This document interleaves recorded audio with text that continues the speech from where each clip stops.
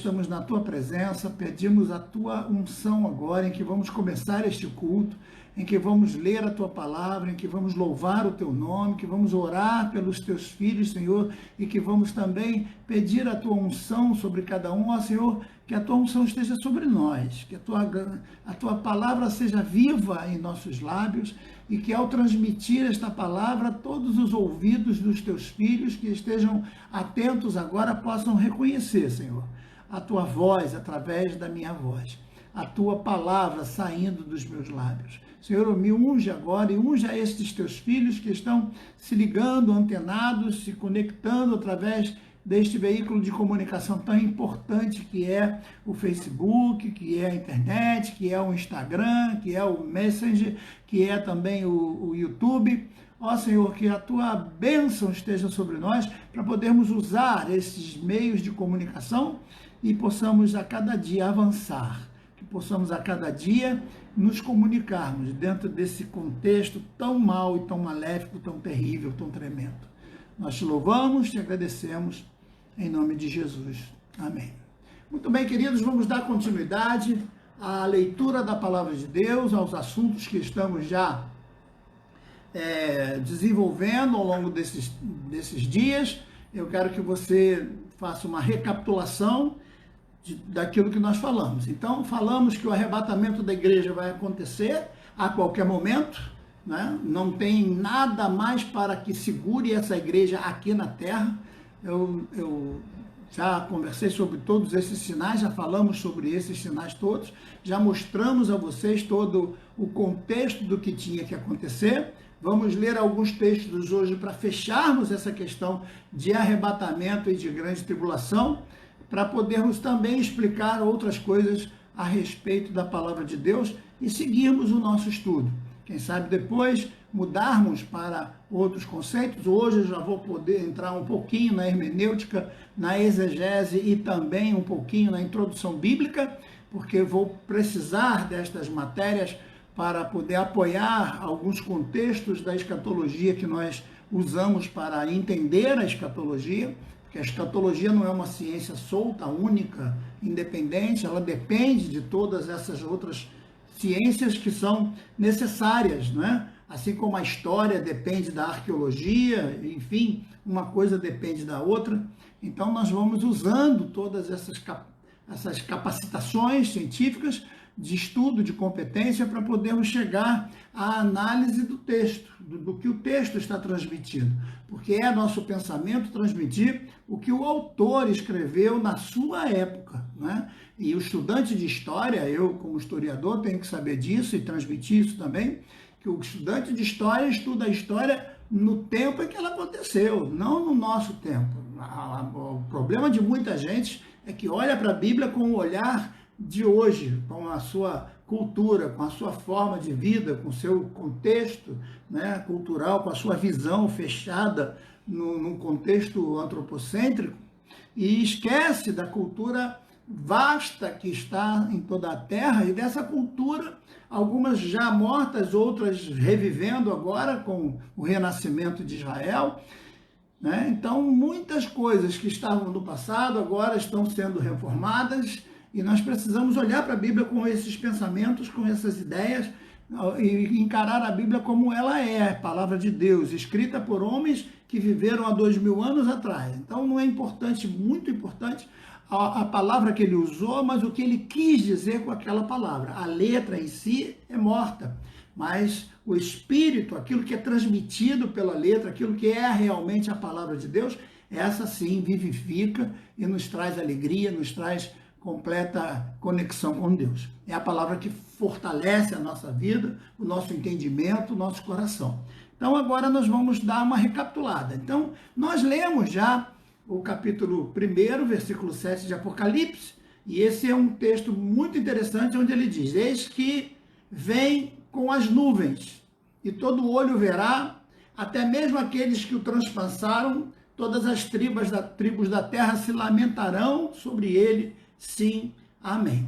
Então vejam que o texto está se referindo ao regresso do Senhor Jesus, já para ser visto por todos, para ser contemplado por todos, até aqueles que o transpassaram vão poder ver a volta dele, mesmo lá no inferno onde estão, no Seol, que ainda não é o inferno Geena, o inferno final, né? É o inferno transitório, digamos assim, que muitos teólogos católicos acabam confundindo com o que eles chamam de purgatório, mas que não tem base bíblica a questão do purgatório, e sim esse contexto do Seol, que é um lugar onde as pessoas já estão ali sentindo como que um forno, a presença do fogo, mas não estão ainda sendo totalmente como é no caso do Geena. Mas isso é coisa também para a gente discutir, essas palavras que são traduzidas para o português, que é o inferno em vida, é o inferno chamado morte, porque a morte é também chamada de inferno, por isso foi tragada a morte na vitória, a morte também é uma forma de punição por causa do pecado, e este corpo mortal, ele tem que morrer ou ser transformado para poder entrar na glória, porque no céu não entra pecado. Certo? Por isso que é importante você entender que os mortos que vêm da grande tribulação, eles não vão para o céu, não vão entrar no céu, não terão corpos glorificados para poder ir e voltar, agir como anjos, glorificados como anjos. Embora ressuscitem, embora não sejam lançados no inferno, porque o que já é uma grande vitória, mas a recompensa que a igreja tem, só ela mesma é que vai receber, certo? Eu também li para vocês Judas, que diz assim como Sodoma e Gomorra e as cidades circunvizinhas, que havendo-se prostituindo com aqueles, que havendo-se prostituindo como aqueles, e os eu estou lendo errado de novo, assim como Sodoma e Gomorra e as cidades circunvizinhas, que havendo-se prostituído como aqueles anjos, e indo após outra carne, foram postas como exemplo, sofrendo a pena do fogo, o fogo eterno. Então, veja que Judas aqui está se referindo a Sodoma e Gomorra, recebendo o castigo que era devido por causa da prostituição, por causa do ato pecaminoso que cometeram. E eu queria ler para vocês Zacarias capítulo 14, que é uma espécie de fechamento de todos os assuntos que nós temos discutido até aqui. Então eu queria que você atentasse para esse texto, que fique atento agora para a leitura, você vai perceber, não vou parar muito para explicar, porque tudo que está nesse texto nós já conversamos. Então, quando você lê o texto, você vai perceber que ele está fazendo uma colocação cronológica direitinho de todos os fatos que vão acontecer. Veja só, o capítulo 14 de Zacarias, certo? O profeta Zacarias, capítulo 14. Eu começo do versículo 2, que diz assim: Eis que vem o dia do Senhor, em que os teus despojos se repartirão no meio de ti. Pois ajuntarei todas as nações que pelejam contra Jerusalém, e a cidade toda será tomada, e as casas serão saqueadas, e as mulheres forçadas, e metade da cidade sairá para o cativeiro, e o resto do povo será exterminado na cidade. Então veja, nesse contexto aqui, está mostrando uma coisa que nunca aconteceu. Todas as nações vindo contra, de um jeito, para possuir, estuprando mulheres, destruindo aquela coisa da prostituição, daí o estupro, né? E tal. Aí vem o versículo 4, naquele dia estarão os seus pés sobre o Monte das Oliveiras, que está defronte a Jerusalém para o Oriente. No Monte das Oliveiras será fendido pelo meio, do Oriente para o Ocidente, e haverá um vale muito grande, e metade do monte se moverá para o norte, e a outra metade para o sul. E fugireis pelos vales dos meus montes, pois o vale dos montes chegará até Azel, e fugireis assim como fugiste de diante do terremoto do rei Uzias, rei de Judá. Então virá o Senhor, meu Deus, e todos os seus santos com ele. Então virá o Senhor, meu Deus, ele chama Jesus de Deus, né? E todos os seus santos com ele. Nós, igreja, já com Cristo glorificados, como nós vimos lá, também montados em cavalos brancos, também já com as vestes glorificadas, vindo com ele com o corpo angelical. Por isso que ele diz os seus santos, os seus, como Judas diz lá, os anjos vindo, porque a visão deles é como seres angelicais, já que a igreja terá o corpo transformado como angelical também, certo? Aí ele diz, e acontecerá naquele dia que não haverá calor do sol, porque nós vimos que as questões climáticas vão ser totalmente mudadas, a questão das nuvens que cercarão, as questões da queda de meteoros, as explosões, os terremotos e os vulcões e tal. Então, essa terra vai estar completamente escura quando Jesus voltar. Daí o clarão do céu será muito mais visível, porque imagine a terra toda na escuridão, a terra toda sem conexão de nada, né? E de repente vem uma gloriosa luz do céu. Então, ele diz, e acontecerá naquele dia que não haverá calor do sol, nem frio, nem geada, porém, será o dia do Senhor, nem dia nem noite, mas até a parte da tarde haverá luz. Naquele dia também acontecerá que correrão de Jerusalém águas vivas, porque nós vimos que na grande tribulação a água toda vai ser contaminada com a radiação, o mar vai ser contaminado, os fontes dos rios contaminados. Então agora, quando a terra se rompe, quando há esse terremoto e as montanhas se curvam e há um racha em Jerusalém, do meio de Jerusalém, então vai brotar um rio de águas vivas que vai a alimentar e salvar as multidões que estão com sede. Então acontecerá naquele dia que correrão águas vivas, metade delas para o mar oriental, metade delas para o mar ocidental. No verão e no inverno sucederá isso. E o Senhor será rei sobre toda a terra. Naquele dia o Senhor será o Senhor e Senhor será o seu nome. Toda a terra em redor se tornará uma planície. Olha, aquilo que a gente discutiu do contexto da terra ser plana ou não, continuar redonda ou se formar plana. A discussão teórica de muita gente é que ela vai se tornar uma planície, né, por causa dessa questão.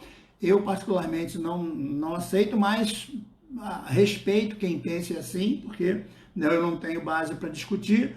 Então, eu acho que Deus tem poder para fazer todas as coisas, até uma terra plana também ele pode fazer. Mas não discuto, é o que está no texto, eu aceito como está. Toda a terra em redor, eu estou no versículo 10, se tornará uma planície, desde Queba até Rimon, ao sul de Jerusalém, ela será exaltada. E habitará no seu lugar, desde a porta de Benjamim até o lugar da primeira porta, até a porta de esquina, desde Ananiel até o lugar do rei. E habitarão nela e não haverá mais maldição, mas Jerusalém habitará segura. Esta será a praga que o Senhor ferirá todos os povos que guerrearam contra Jerusalém. Então veja, na guerra do Armagedon muita gente morre, porém, como eu disse, muita gente vai entrar viva no milênio. E ali já vai haver um julgamento.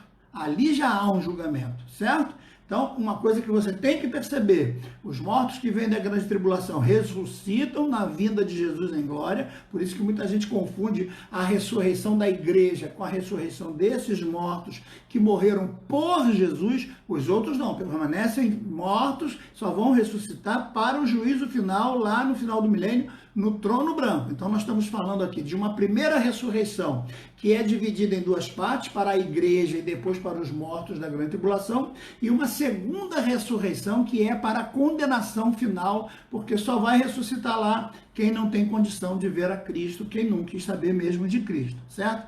Então, aí o texto continua, eu não lembro mais onde parei, cara, vamos ler de novo, vamos lá. Versículo 12, essa será a praga com que o Senhor ferirá todos os povos que guerrearam contra Jerusalém. Apodrecerá a sua carne, estando eles em pé, e se lhes apodrecerão os olhos nas suas órbitas, e a língua lhes apodrecerá na boca.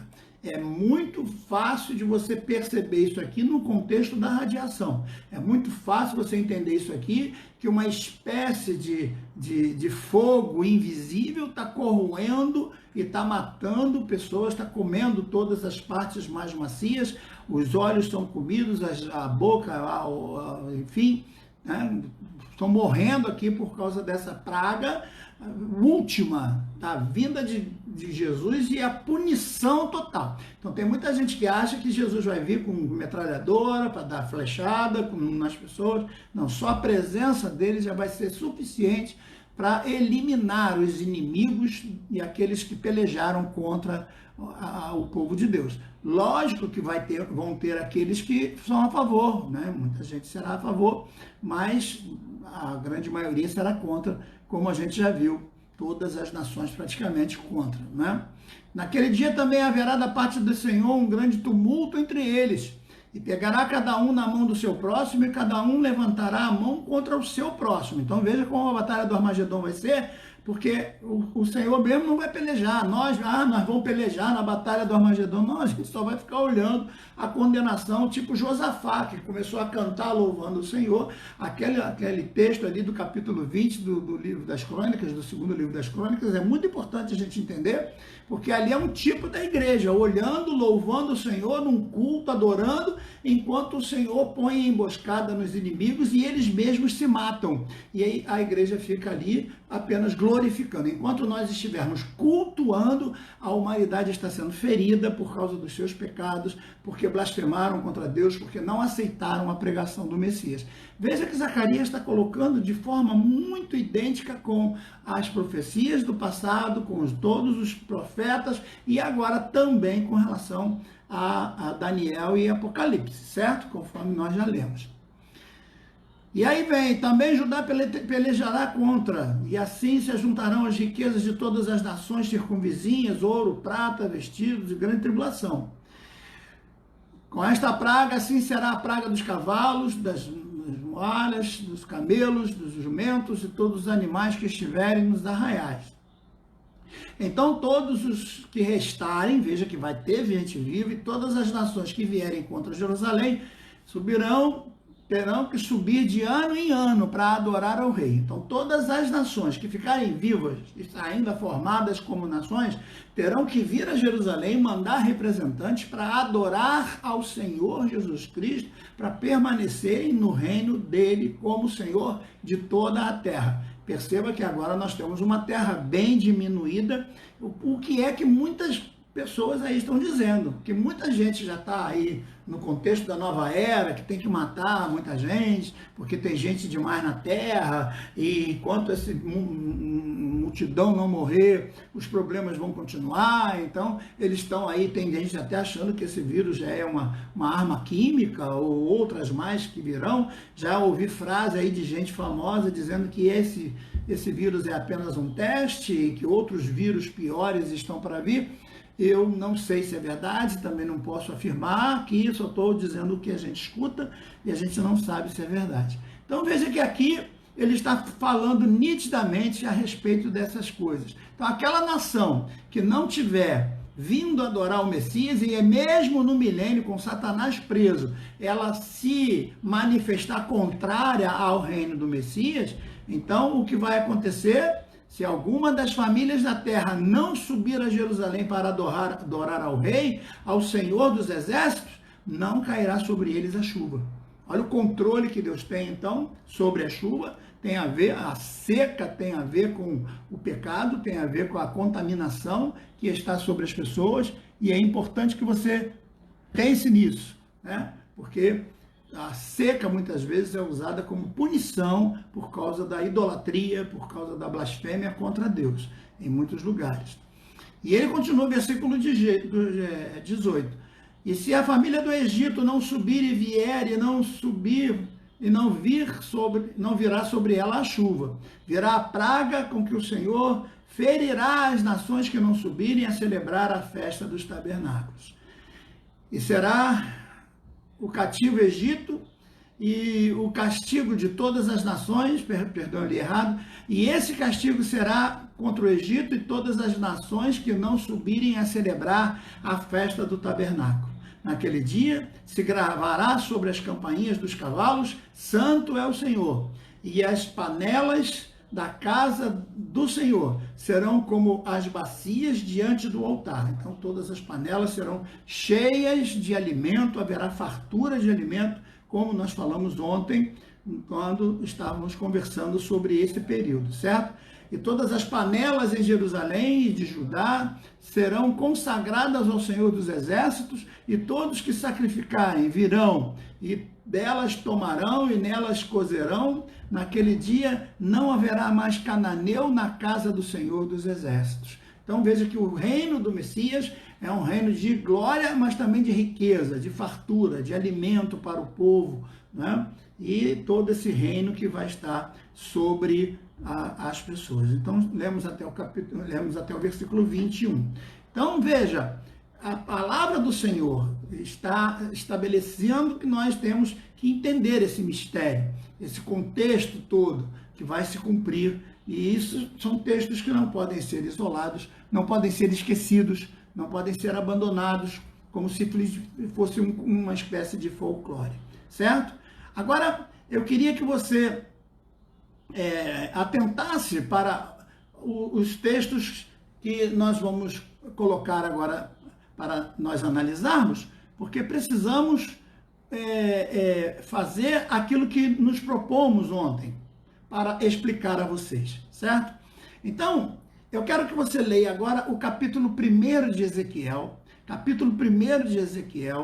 para nós falarmos a respeito dos seres viventes. Que seres são esses? Que 4 seres viventes são esses que estão no céu, que vão estar determinando, que vão estar dando sim, que vão dizer amém, que quando os anjos tiverem que agir qualquer coisa contra a terra, esses seres viventes é que vão dar autoridade, dizer pode sim, pode sim. Ele vai olhar para o Cordeiro vai dizer que pode, o Cordeiro é lógico que é Cristo, e esses seres viventes que terão autoridade para dizer pode sim, pode fazer, pode fazer. Que seres são esses? Quem são esses 4, chamados 4 seres viventes ou 4 animais, certo? Então vamos ler lá em Ezequiel para a gente entender com carinho. Eu posso continuar? Até aqui está todo mundo ligadinho aí? Me dá um amém aí, todo mundo, se está acompanhando. Eu quero que você entenda isso aqui com muito cuidado, tá certo? Ezequiel capítulo 1. Ora, aconteceu no 30º ano, no 4º mês, do dia 5º do mês, que estando eu no cativeiro, junto ao Quebar, se abriram os céus e eu tive visões de Deus. Veja, abriram os céus, ele vê o céu aberto e as visões de Deus descerem do céu. Tá? O que é isso que ele vai ver? Vir do céu. Ele está morando 590 anos antes de Jesus. E ele vai ver vindo do céu.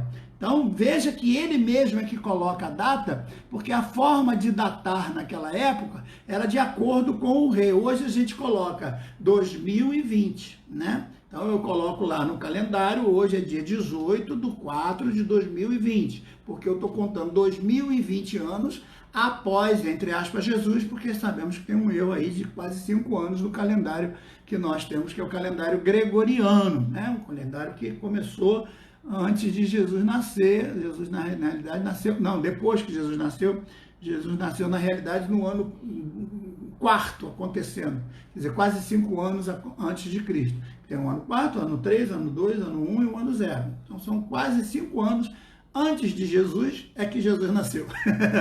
Será que você me entende, ou será que eu estou conseguindo fazer me entender nesse contexto? Então, mas agora no 2 ele vai colocar a data, do jeito que os livros antigos eram datados. Então ele diz, no 5º dia do mês, já no 5º ano do cativeiro do rei Joaquim. Então Joaquim é o rei, você pode saber sobre ele depois lá no livro das crônicas, no livro dos reis também.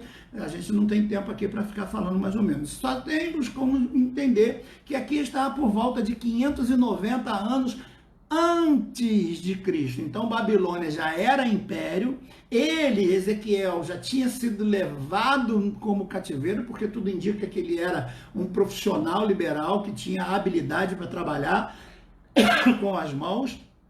E Babilônia tinha essa facilidade de, quando atacava, pegava os mais competentes para trabalhar, para eles cumprirem, aqueles que não sabiam nada, botavam só como escravo. Mas os mais competentes, vejam que ele vai colocar os sábios, vai tirar Daniel, vai tirar a Sadraque, Mesaque e Abednego, vai levar para o palácio para serem treinados, para servir ao rei. Daniel vai chegar ao cargo de praticamente primeiro-ministro do governo do império de Nabucodonosor, vai servir como, né, nesse rei. Depois vem o império de Dario, que invade junto com Ciro.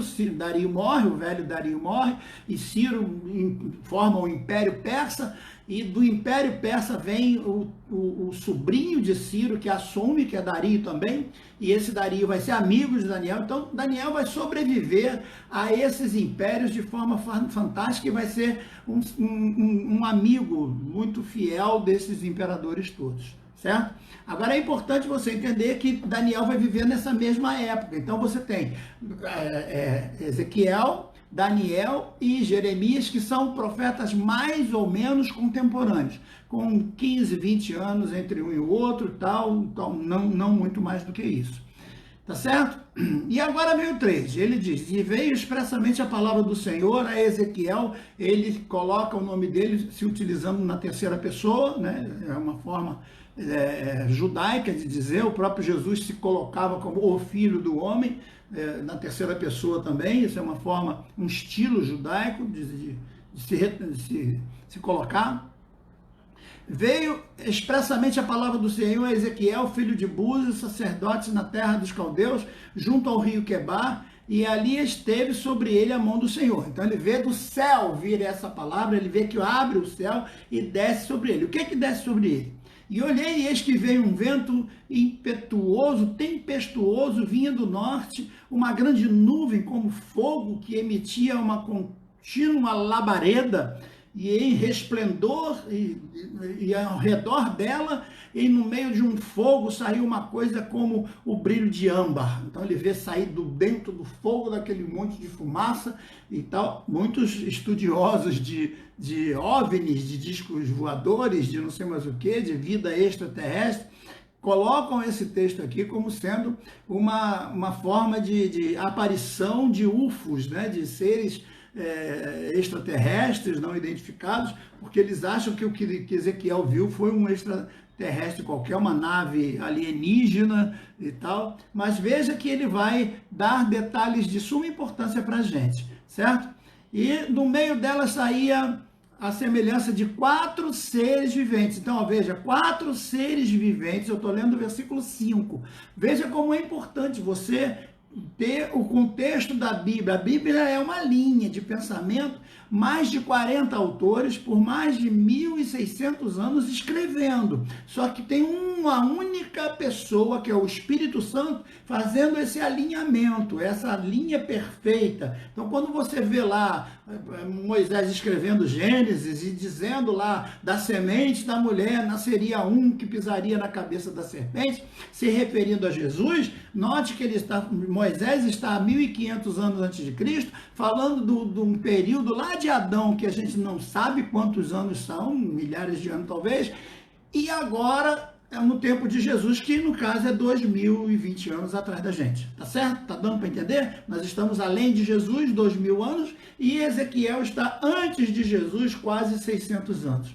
E é importante a gente entender isso aqui. E agora, lá, Ezequiel está vindo. Ezequiel estava chorando, preocupado, porque Jerusalém tinha sido tomada, estava prestes a ser destruída. Nabucodonosor vai entrar no templo, vai acabar com o templo, vai acabar com tudo. Eles vão ser desolados e os poucos sobreviventes vão ser levados como escravos. E ele está desolado, ele está dizendo, como é que vai ser? Poxa, nós éramos os representantes de Deus, nós éramos aqueles que tínhamos o chamado para que as famílias todas da terra fossem abençoadas, e agora nós não cumprimos isso. Como é que vai ser? Quem vai levar o evangelho às nações? Como é que vai ser isso? Esse é o pensamento básico aqui. E Ezequiel estava preocupado com isso, como profeta que era, como da linhagem de sacerdote que era um homem interessado em saber as coisas sobre o templo, as coisas que... E ele vai ver o templo sendo profanado, o anjo vai mostrar para ele quantas coisas estavam erradas, ele vai medir as coisas que estavam já no limite de Deus, e ele vai ver que estes seres vão representar o que Deus vai mandar para salvar o planeta Terra, salvar o ser humano da condenação. Mas, infelizmente, não vão aceitar. Vejam o que ele está vendo. Ele não está vendo um disco voador, ele não está vendo seres espaciais, ele está vendo o que ele vai chamar de querubim. Mas vamos analisar, então, detalhadamente o que ele está vendo, certo? Então, preste atenção, eu estou ainda no versículo 5. Do meio dela saía a semelhança de 4 animais viventes. Semelhança. Então, ele não vê 4 animais, ele vê semelhança.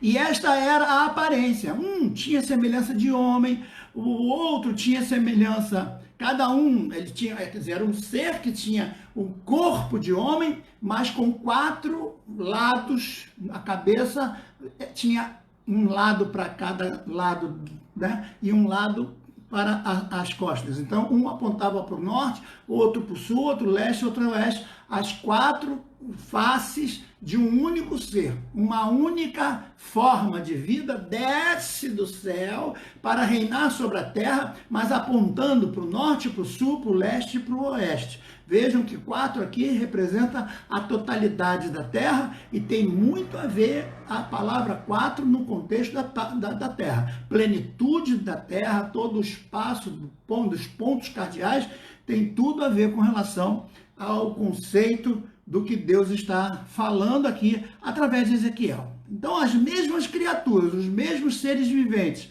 os mesmos 4 seres viventes que Ezequiel vai ver quase 600 anos antes de Jesus, João vai ver, só que agora no céu, ao lado do trono, e ajudando o Cordeiro a dar as sentenças que vão cair sobre a terra. Que ser é esse que vem antes, que estabelece alguma forma do indivíduo ser salvo, e agora vai estar ao lado do trono, determinando, sim, pode se cumprir, pode ser feito. Já já eu vou explicar isso aqui.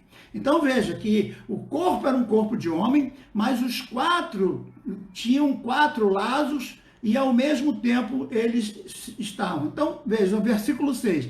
Cada um tinha 4 rostos, como também cada um deles 4 asas. Então as suas pernas eram retas e planas, e seus pés como planta dos pés de um bezerro, e luzia com brilho de bronze. Na sua mão de homem, debaixo das suas asas, os 4 lados, e todos os 4 tinham seus rostos e suas asas assim. Uniam-se as suas asas, então era um único ser unido, um único ser com 4 lados. Então imagine que você está vendo um ser aqui na minha direita, quem olha da minha esquerda está vendo um ser virado para ele, quem olha para minha frente está vendo um ser olhando para ele, e quem olha na minha traseira está vendo um ser olhando para eles. Um único ser olhando para todos os lados. Por isso que o altar do sacrifício tem 4 lados. Um aponta para o norte, um aponta para o sul, um aponta para o leste, outro aponta para o oeste, porque é um único sacrifício para todos os 4 cantos da terra. O planeta Terra todo seria abençoado através deste ser que viria. Note que não é Jesus, mas é o que Jesus representa.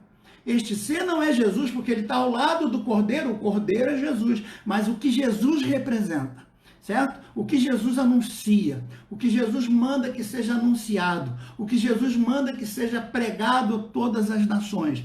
Esses 4 representam o Evangelho do Senhor, que vai ser pregado de forma diferente que os judeus. Uma nova forma de pregação vai ser chamada aos 4 cantos da terra, para que os 4 cantos da terra sejam atendidos nas suas necessidades, e já já eu vou explicar por quê.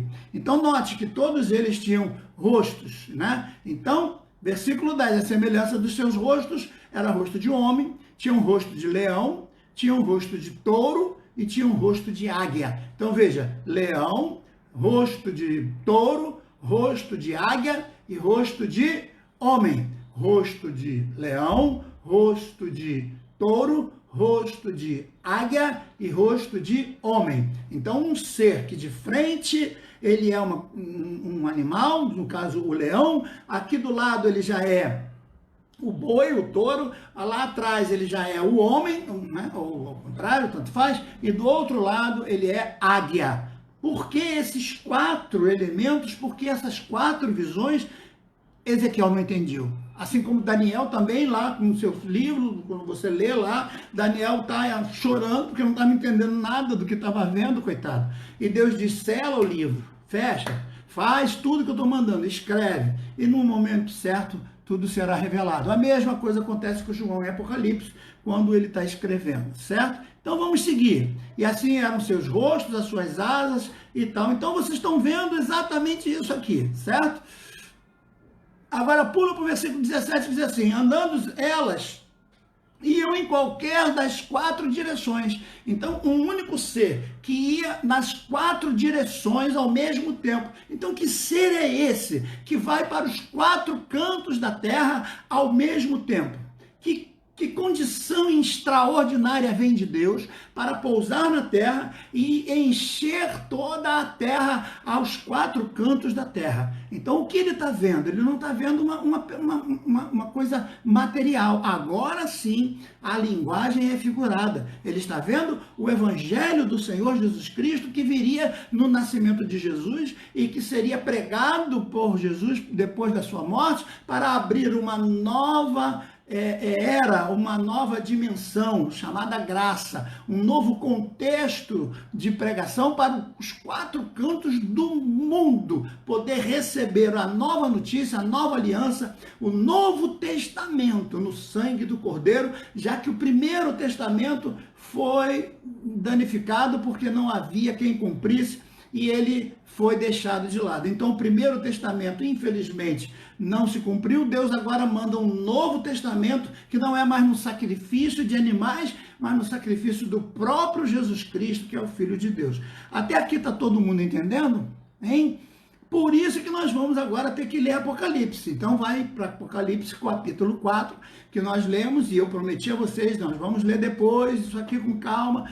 Agora sim, vamos ler no capítulo 4 de Apocalipse, o versículo 4 em diante. Capítulo 4 de Apocalipse, versículo 4 em diante. Mas para eu seguir, eu preciso que vocês me digam se estão entendendo. Por favor, coloquem aí, enquanto eu bebo uma aguinha, eu quero saber se vocês estão me entendendo. Coloquem aí. Alguém está com alguma dúvida? Preciso ver aí um amém de alguém, um glória a Deus de alguém. Até agora não estou vendo nada. Estou vendo a Lúcia paradinha ali. Estou vendo a Conceição. Alguém está entendendo o que eu estou falando? Ou será que caiu de novo? Aí, pessoal, me ajuda aí. Vocês estão me ouvindo? Para mim aqui tem quase 60 pessoas que estão acompanhando. Eu não sei se tem mais visualizando, mas pelo menos não estão sendo colocadas para mim. Eu quero saber se vocês estão entendendo o que eu estou falando. Estão entendendo ou não? Eu posso continuar ou não até agora? Hein, pessoal? Escrevam alguma coisa aí, ou sim ou não. Amém? Hã? Eu não estou vendo.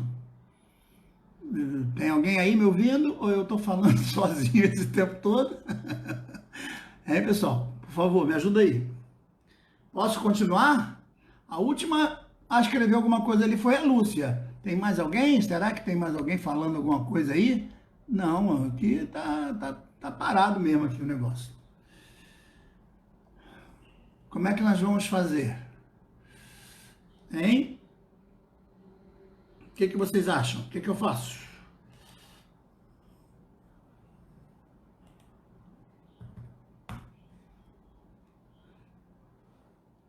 Posso continuar?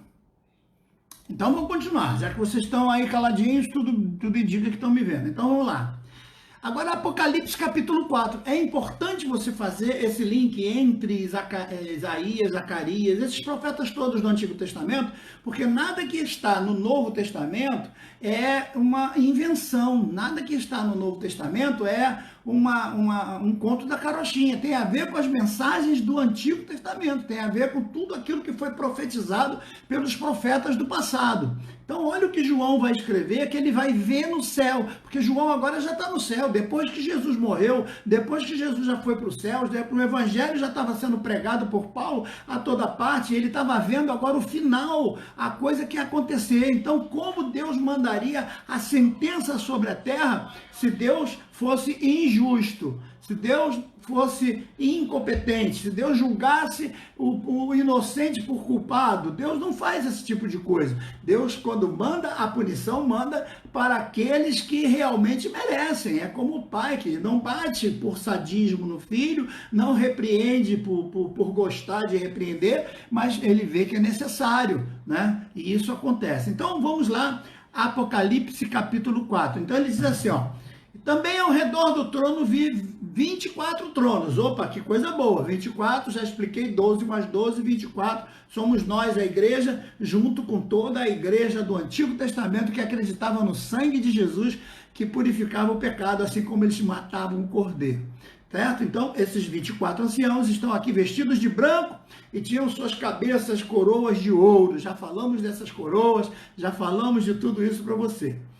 E do trono saíam relâmpagos e vozes, a mesma coisa que Ezequiel viu, quando o céu se abriu. Ezequiel viu relâmpagos, viu vozes, viu trovões, viu coisas acontecendo, que ficou espantado porque o céu se abriu. O que significa que no céu tem barulho. Eu vejo muita igreja aí, aquele silêncio e tal.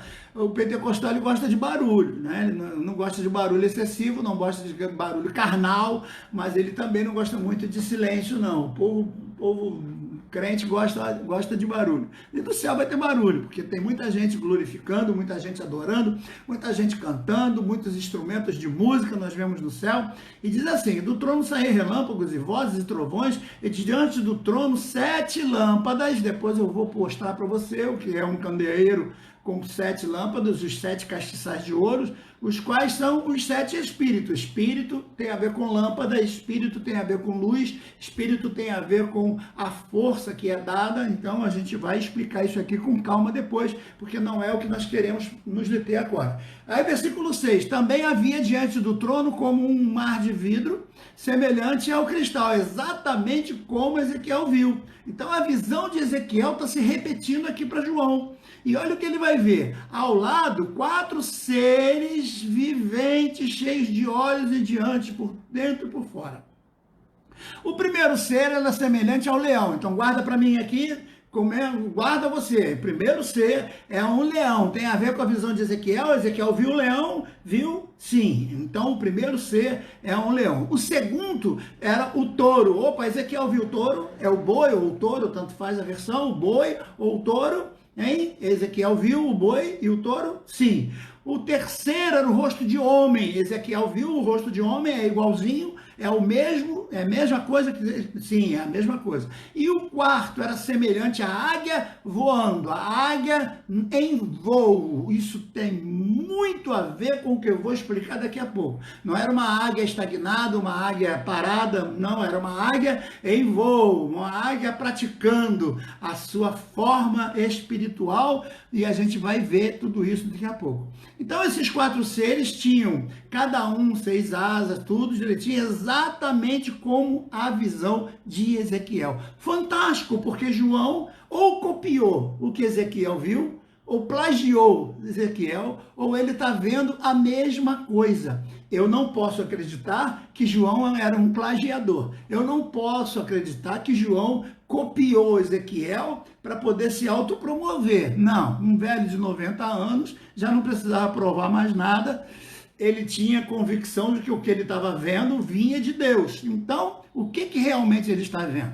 Então, vejam só, vamos recapitular. Então, é um único ser que vem do céu, mas que tem 4 lados. Então, quadrado. Você sabia que o quadrado é a figura perfeita?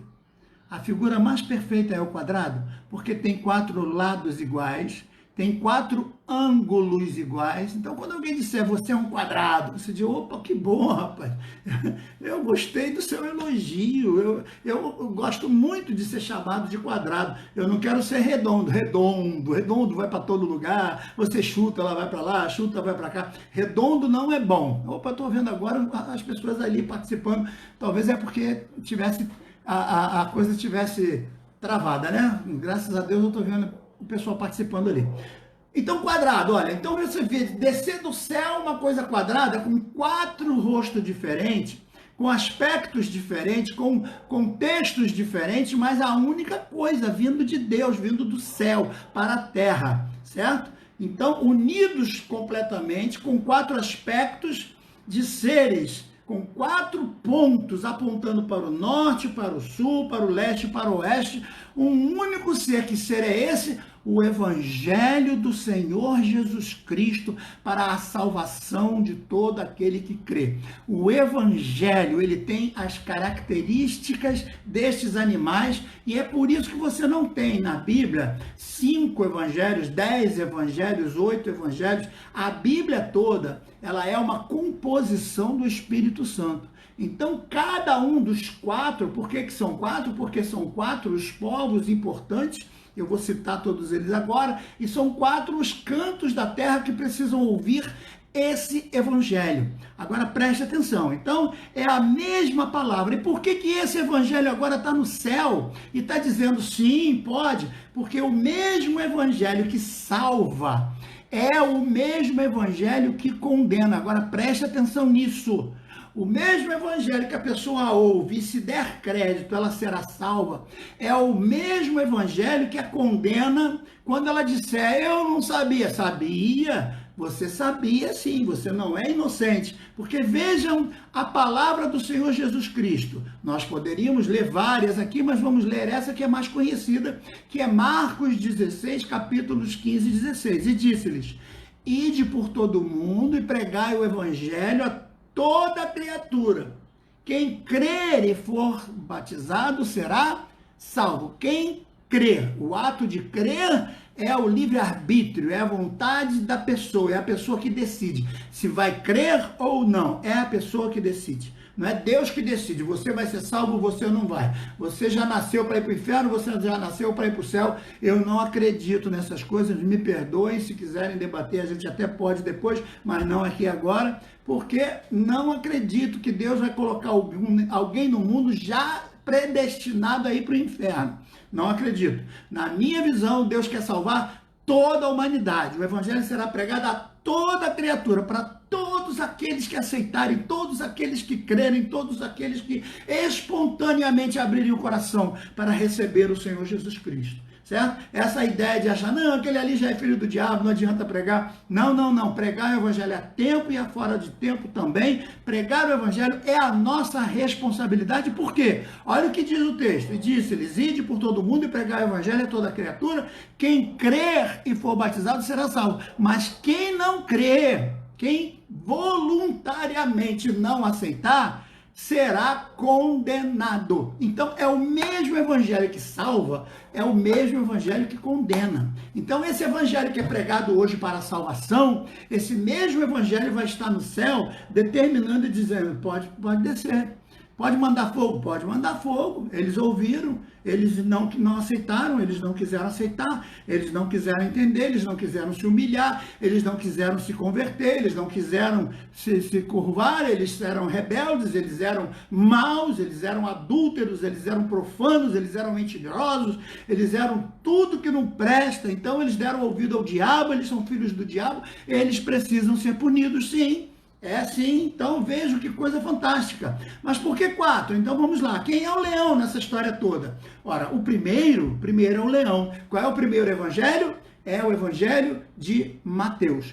Para quem Mateus vai escrever? Note que Mateus escreve em hebraico e ele escreve um evangelho para os judeus. Ele quer mostrar aos judeus o verdadeiro leão da tribo de Judá. Por isso que ele escreve Jesus mostrando sempre a linhagem de Davi, filho de Davi, de Jesus, filho de Davi, a linhagem monárquica de Jesus, o rei de Jesus, o Senhor para os judeus, aquele que veio para ser Messias. Então, aquele papel de Mateus é importante, por isso que é o único evangelho escrito em hebraico é o de Mateus, escrito para os judeus, mostrando Jesus como o leão da tribo de Judá. O segundo é o touro, que é Marcos, que vai escrever para os romanos, exatamente dando aos romanos aquilo que eles esperavam. Um general poderoso que tivesse toda a autoridade de um touro, a força descomunal de um touro para arrebentar com tudo, para puxar carroça, para estoporar tudo com seu chifre, com seu peito, mas que tivesse obediência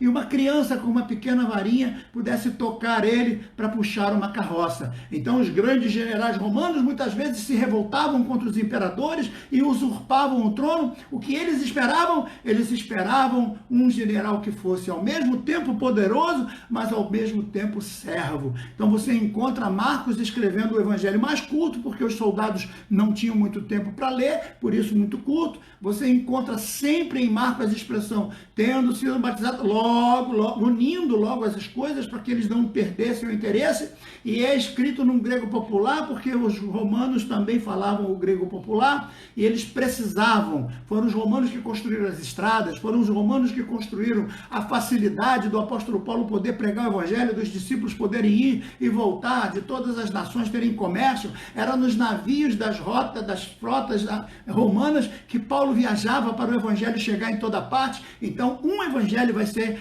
pregado para os romanos.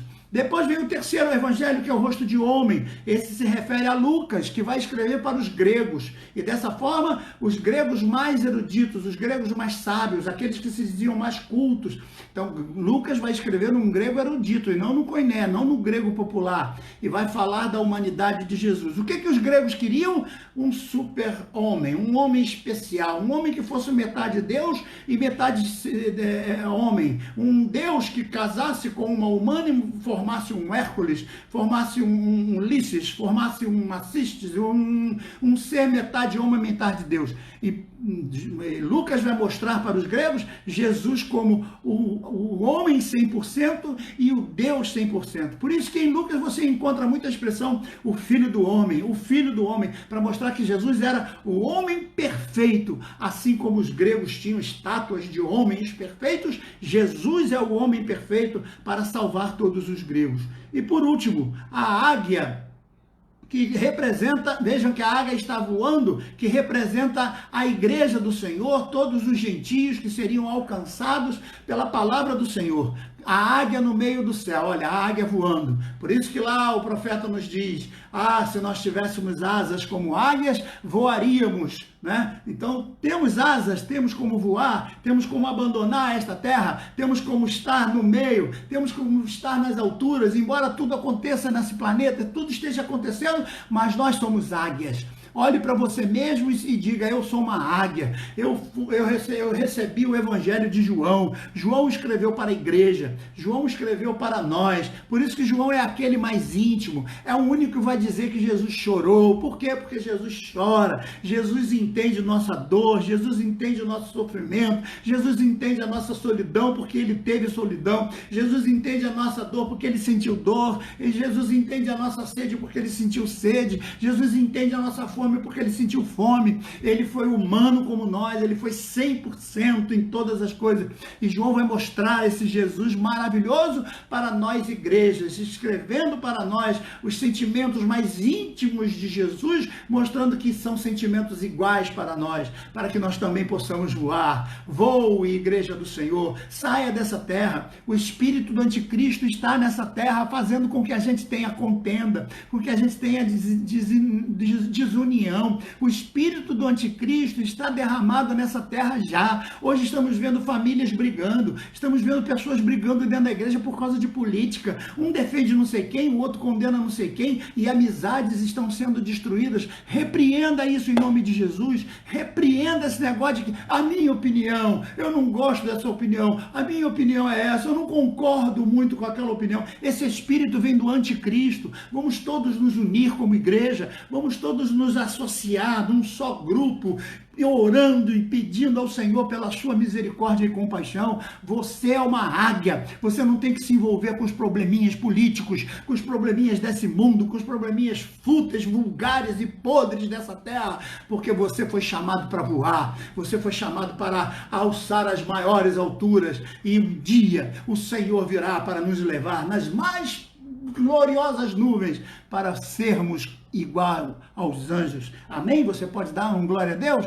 Você pode dizer aleluia nesse momento? Hein? Você pode dizer glória a Jesus? Então, João escreveu, e por isso aquele ser vivente com o rosto de águia representa a igreja do Senhor. Então esses 4 animais estarão lá, dizendo sim, pode. Antes do anjo trocar a trombeta, ele olha para o cordeiro, e o cordeiro olha para o animal, e o animal diz, pode. Eles rejeitaram, eu sou testemunha, eu fui pregado para eles, eu fui evangelizado para eles, eu fui anunciado para eles, e eles não quiseram saber. Então, vejam a figura tipificada do evangelho que foi rejeitado como sendo um ser que é rejeitado. Quem rejeita Jesus está rejeitando o evangelho, está rejeitando a única forma de salvação. Por isso Jesus diz, quem rejeita esses, rejeita a mim. Quando você rejeita um pregador, você está rejeitando a Deus. Quando você rejeita um pastor, você está rejeitando a Deus. Quando você trai um pastor, você está traindo a Deus.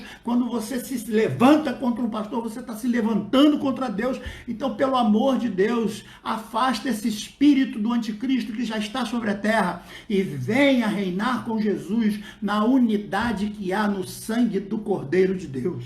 Amém, querido? Receba essa palavra, expulse esse espírito de rebelião, de rebeldia, de querer ser o mais inteligente, querer ser o mais esperto, querer ter sempre a última palavra. Não! Se você está submisso a alguém, respeite. Se você foi colocado numa posição por alguém, seja submisso, não queira ser mais do que a pessoa. E que coisa, que vergonha nós estamos vendo hoje. As pessoas não respeitam mais ninguém, não respeitam as autoridades, não respeitam mais a pessoa, do obreiro, do pastor, do presidente, enfim, não respeitam os pais. Esse é o espírito do anticristo, que já está reinando aí, que vem do diabo. Não respeita os pais, não respeita os avós. Outro dia eu estava vendo um filme da pessoa dando surra no avô, e o avô que construiu a casa, o avô, tadinho, agora está velho. Então eles queriam bater no velho, botar o velho para onde? Esse é o espírito diabólico que está nesse mundo, mas você não pertence a esse espírito. Repreenda esse espírito. Diga não, em nome de Jesus, não.